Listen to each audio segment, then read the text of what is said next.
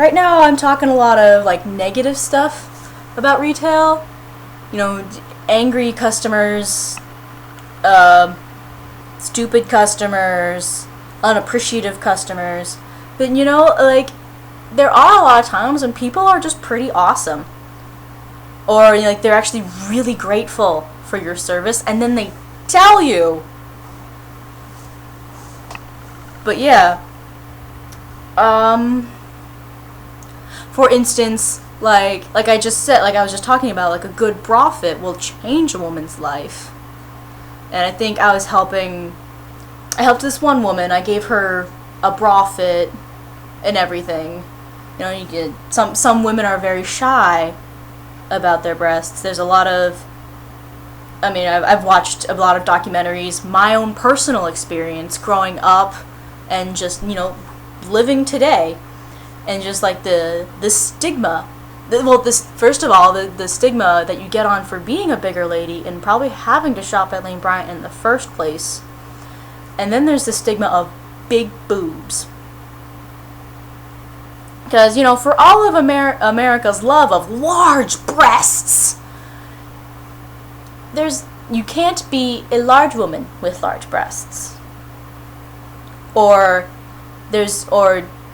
you can only have a certain ribcage size with large breasts. Or when you're just a bigger woman and you have smaller breasts. Because that happens a lot.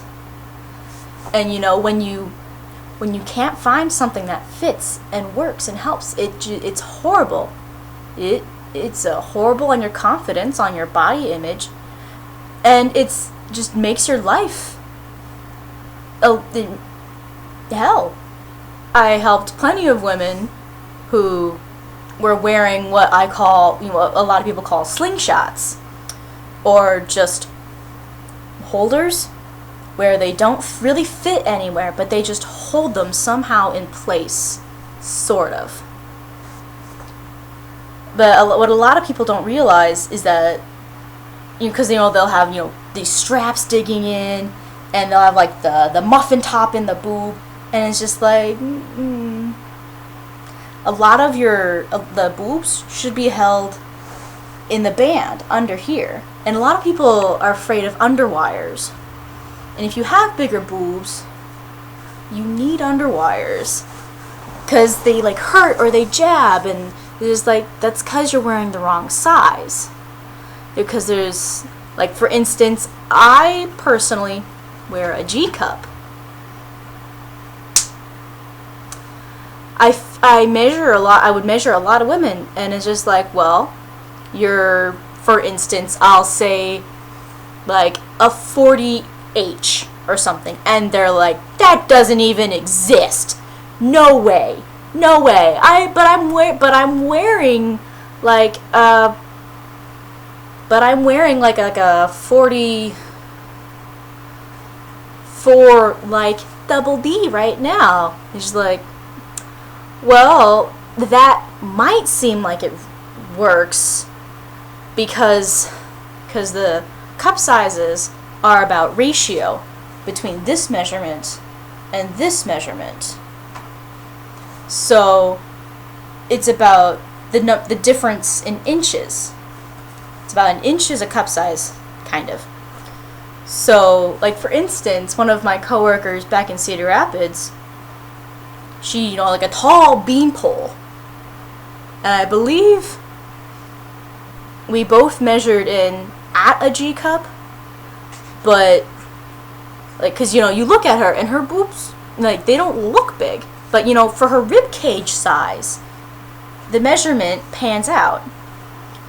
So, like, the misnomer of the D cup or the double D cup is just like, that does not mean you have big boobs. That just means that you have a certain amount of inch difference between your rib cage and your bust measurement. And also the fact that those cup sizes aren't easily findable. I've done the research because I need that size. The only place where I've been able to find, you know, FGH cup bras are at Lane Bryant, and they only go down to band 38. I've even, experimented on shopping online, even though there's the stigma of, if you're going to buy a bra, you should try it on before you buy it, because that's a lot of the problem too, is that they'll just grab a bra and go, because they feel uncomfortable trying it on, and we're taught to be ashamed of our breasts and our bodies, and it's not okay. But anyway, I'm getting off track. So I'll measure a woman, and then I'll tell them, like, well, I came up with this number. And they'll be like, no. And I'll be like, yeah. And then, I'll give them, some different styles and, some varying sizes. Because, just if you get that measurement, that doesn't necessarily mean that that's the bra that's going to fit. Because stuff, maybe I'll make a video about it later. But yeah, and I'll put these ladies in these bras, and they'll go into the dressing room, they're going like, I don't know. And then, but sometimes they'll call me in to, help, like, adjust with, because people don't, you have to adjust the straps as well. And, the different number of hooks, and then, because they don't realize that, things like, if you can pull the band away a whole lot, it's too big.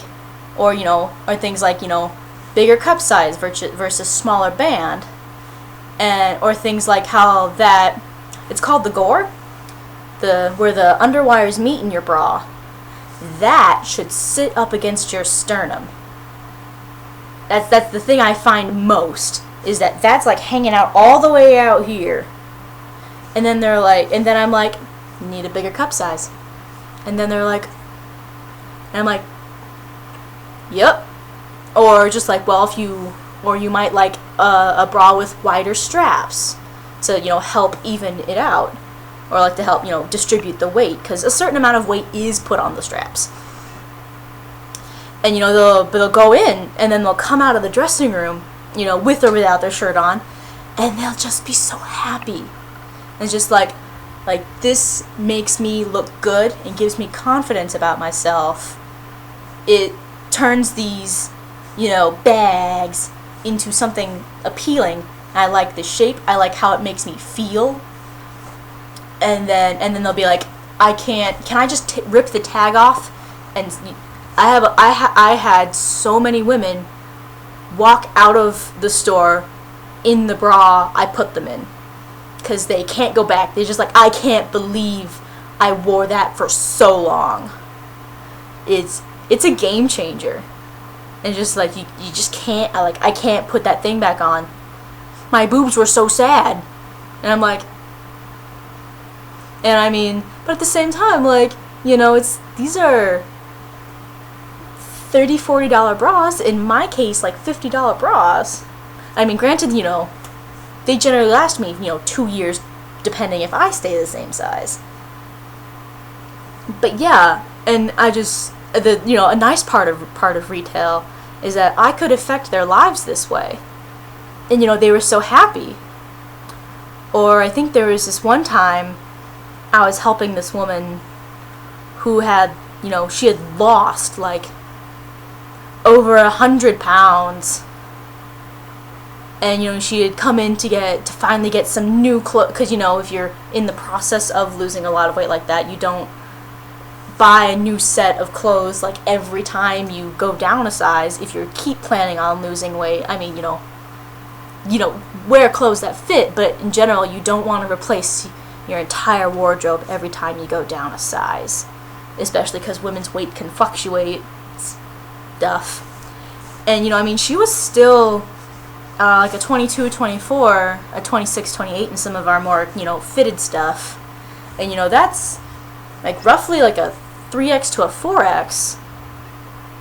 But she was like, I believe, if I remember correctly, there are a few times where she came out of the dressing room and she cried with happiness, because she could fit into these clothes now, and she could fit, into these clothes, and they were nice, they looked good on her, and they made her feel good. And, you know, she cried, and I cried, and we hugged, and it was really awesome, and it was really great, because so that's a good part, that's a nice part about retail. Or more recently, for my birthday this past year, I'm lame, and I forgot to ask the weekend before my birthday off, or the weekend after, or day of.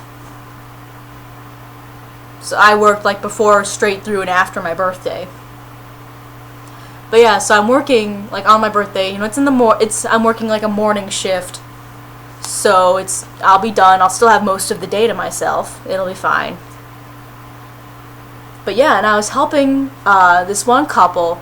The husband was looking for some sports team fleece, something with New Orleans, I think. I forget the actual name of the team. And you know, well, we're in Wisconsin. We're pretty much gonna have Wisconsin teams and like, you know, all the football teams in the Midwest.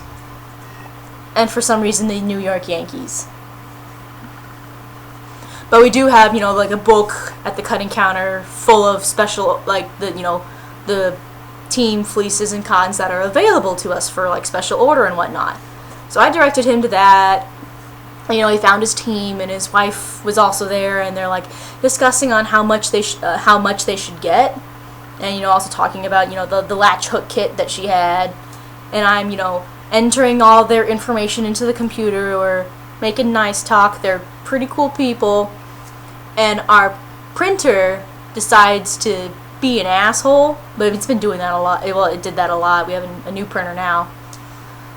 And because, you know, you do the special order back at the cutting counter, it prints out the sheet, and then they still have to go up and pay and whatnot. So it, like, the printer jams, it eats the paper. And I'm like, well, fine, but they need that paper up at the front with the special order number and all the information. So I take the printer apart and, like, pull the paper out, because it also rips and tears, and it's also low on toner. So, like, all of, like, the ink dust or whatever, or is it the toner itself, it just comes off everywhere. And I had to actually repeat this process 3 times to get them a sheet that was whole enough that I could tape together, and it still had writing on it. And so, like, I'm, like, covered in ink from, like, finger to elbow. And I mean, this took a good, you know, half hour, this whole process. And, you know, well, they're being well-humored about it. They're pretty cool. But I'm still like, ah, and everything. And, you know, but yeah, you know, I finally get them a sheet that they can print out, that they can take out up there. It's taped together and it looks awful, but it's got the special order number on it, and that's what matters. And, you know, then we say goodbye and everything, and then I'm, you know, trying to pull I'm trying to, you know, put the printer back together and then be in time enough to stop it from trying to print again. But yeah, you know, I've got the printer half put together all over again. And then the husband, like, just comes, like, jogging back, and I'm just like, hey, what's up? And like, was something wrong? Did it work? Did I need to print it out again? And he pulls out and he hands me $5. No, it was like $6. It was like $6. And I guess he must have found out up front or something. And he's just like, here, buy yourself some lunch, happy birthday. And I'm like, that was the, like, the only time I've ever received a tip at the cutting counter. I wish it happened more often. But yeah, just, like, that was such a surprise, and that was really awesome. Actually, no, I did receive a tip, kind of, one other day back in Cedar Rapids, but it was a $2 bill. I'm not gonna spend that. I'm gonna keep that. That's cool. But yeah, that was awesome. But yeah, so I mean, yeah, retail is awful and soul crushing, but it's not all bad. I'm just still happy to leave.